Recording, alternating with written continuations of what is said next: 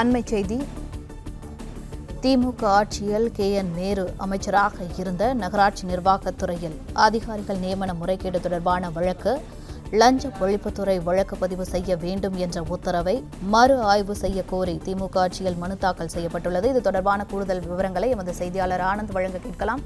வணக்கம் ஆனந்த், இது குறித்த கூடுதல் விவரங்கள். வணக்கம். கடந்த திமுக ஆட்சி காலத்தில் நகராட்சி நிர்வாகத்துறையில் 2538 உதவி பொறியாளர்கள் மற்றும் இளநிலை பொறியாளர்கள் உள்ளிட்ட அதிகாரிகள் நியமனங்களுக்கு சுமார் 634 கோடி ரூபாய் லஞ்சம் பெற்றதாக கூறி அமலாக்கத்துறை அனுப்பிய கடிதத்தின் அடிப்படையில் வழக்கு பதிவு செய்ய லஞ்ச ஒழிப்புத்துறைக்கு உத்தரவிட வேண்டும் என சென்னை உயர்நீதிமன்றம் உத்தரவிட்டது.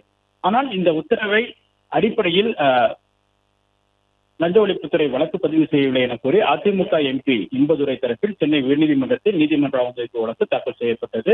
அதே போன்று வழக்கு பதிவு செய்ய வேண்டும் என்ற பிறப்பித்த உத்தரவை மறு ஆய்வு செய்ய வேண்டும் என கூறி முந்தைய திமுக ஆட்சி தரப்பிலும் அதே போன்று முன்னாள் அமைச்சர் நேரு தரப்பிலும் தனித்தனியான மனுக்கள் தாக்கல் செய்யப்பட்டுள்ளன. இந்த நீதிமன்ற அவமதிப்பு வழக்கின் இறுதி விசாரணை இன்று எடுத்துக் கொள்ளப்படும் என உயர்நீதிமன்றம் தெரிவித்திருந்தது. அதுவரை முதல் தகவல் அறிக்கையின் லஞ்ச ஒழிப்புத்துறையின் பதிவு செய்யப்பட்ட முதல் தகவல் அறிக்கையின் மீது மேல் நடவடிக்கை எடுக்கக்கூடாது எனவும் உத்தரவிடப்பட்டிருந்தது.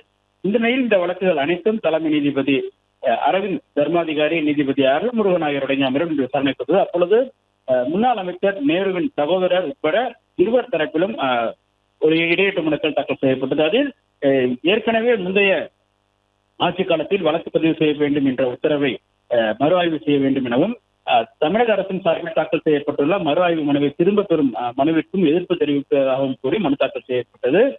தமிழக அரசின் தரப்பில் ஆஜராகியிருந்த அரசினுடைய தலைமை வழக்கறிஞர் விஜய் நாராயணன் லஞ்ச ஒழிப்புத்துறை வழக்கு பதிவு செய்ய வேண்டும் என்ற உத்தரவை மறு ஆய்வு செய்ய கோரி தமிழக அரசு தரப்பில் மனு தாக்கல் செய்யப்பட்டது இருப்பதாகவும் அந்த மறு ஆய்வு மனுவை திரும்ப பெற அனுமதிக்க வேண்டும் எனவும் இது தொடர்பாக தங்கள் தரப்பில் மனு தாக்கல் செய்யப்பட்டுள்ளதாகவும் தெரிவித்தார்.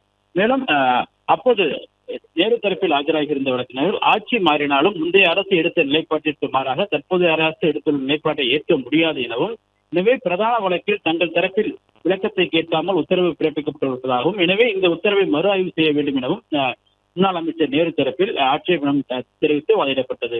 இதனையடுத்து நேரு உள்ளிட்டோர் தாக்கல் செய்த மறு ஆய்வு மனுக்கள் மீதான விசாரணையும் முந்தைய திமுக அரசு சார்பில் தாக்கல் செய்த மனுவை வாபஸ் பெறக்கோரிய அந்த மனுவை மீதான விசாரணையும் வருகிற ஜூன் 10ஆம் தேதிக்கு தள்ளி வைப்பதாகவும் நீதிபதிகள் உத்தரவிட்டிருக்கின்றனர்.